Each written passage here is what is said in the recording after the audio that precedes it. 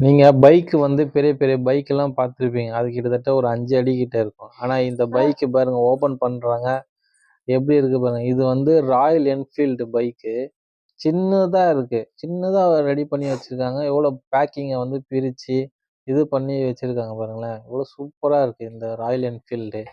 Back பிரிக்கிறான் எப்படி தெரியுது பாருங்க. நல்லா இருக்குல்ல இந்த ராயல் என்ஃபீல்டு. இது புது பைக் இது. நல்லா பெட்ரோல் போட்டு ஓட்டுற மாரியான பைக்கு. ஆனா சின்ன பைக் இது. அந்த பூனைக்கு இருக்கிற அறிவு கூட பாருங்க.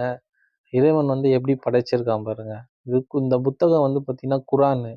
குரான வந்து மெதிக்காத அளவுக்கு வந்து அந்த சாக்லேட்ட வாங்கணும்னு சொல்லிட்டு அந்த வருது. ஏன்னா அந்த பூனைக்கு தெரியும்.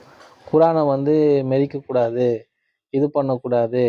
ஏன்னா வந்து அது அல்லாஹ்வோட வேதம் இது.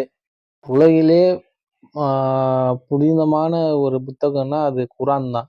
அந்த குரான் வந்து பார்த்தீங்கன்னா, அந்த பூனை இருக்கு பாருங்க. அந்த பூனை வந்து அது மெரிக்கவே மெரிக்காது. ஏன்னா, அதுக்கு வந்து அல்லாஹ் வந்து அந்த அறிவு குடுத்துருக்கான்.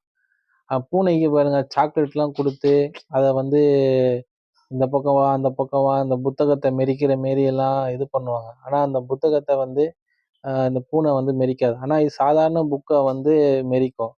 ஆனா, இந்த பாருங்க, இந்த குரான் புக்க வந்து அத வந்து மெரிக்காது. ஏன்னா, அதோட அல்லாஹ்வோட வசனம் வந்து அது உள்ள இருக்குனால அது மாரி நாங்கலாம் வந்து கரும்பு விக்கிறப்போ என்ன பண்ணுவோம், ஒரு கத்தி ஒண்ணு வச்சிருப்போம். மெலிசா பட்டையா இருக்கும். அந்த கத்திய வச்சு தான் அந்த கரும்ப வெட்டி, சீவிலாம் இது பண்ணுவோம். இவனுங்கலாம் என்னன்னா, அதுக்கு ஒரு மிஷின ஒண்ணு ரெடி பண்ணி, அந்த மிஷின்ல வந்து கரும்ப வந்து நொறுத்துனோனே பாருங்க, அப்படியே சீவி வந்து துண்டு துண்டா போட்டு குடுத்துருது.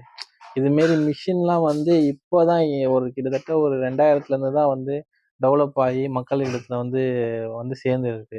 ஆனா அதுக்கு முன்னாடிலாம் வந்து பார்த்தீங்கன்னா, கத்தி தான். கத்தி வச்சு தான் வந்து அ கரும்பெல்லாம் வெட்டுவாங்க.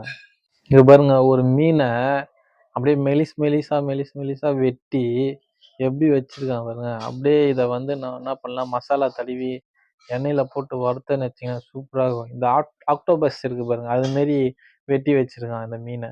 ஏதோ அரபுக்காரன் வீட்ல ஏதோ ஃபங்ஷன் நெனைக்கிறேன். அவன் வீட்ல ஏதோ ஃபங்ஷன்னால என்ன பண்ணிறான், எல்லாரையும் வர வச்சு, கிட்டத்தட்ட ஒரு 100 தட்டுக்கா 100 தட்டுக்கு மேலயே இருக்கும் போலிக்குது.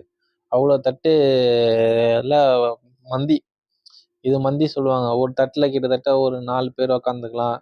இல்ல 3 பேர் உக்காந்துக்கலாம். இல்ல ஒரு ஆள் கூட உக்காந்து கூட சாப்பிடலாம். சாப்பிடுற திறமை வந்து அவங்களுக்கு வந்து இருந்துச்சுன்னா, அவங்க வந்து சாப்பிடுவாங்க. அது மாரி பாருங்க, எத்தினி தட்டு பாருங்க. தட்டு பிரியாணி, சொகுசு வாழ்க்கையில வாழ்றானுங்க அவனுங்க.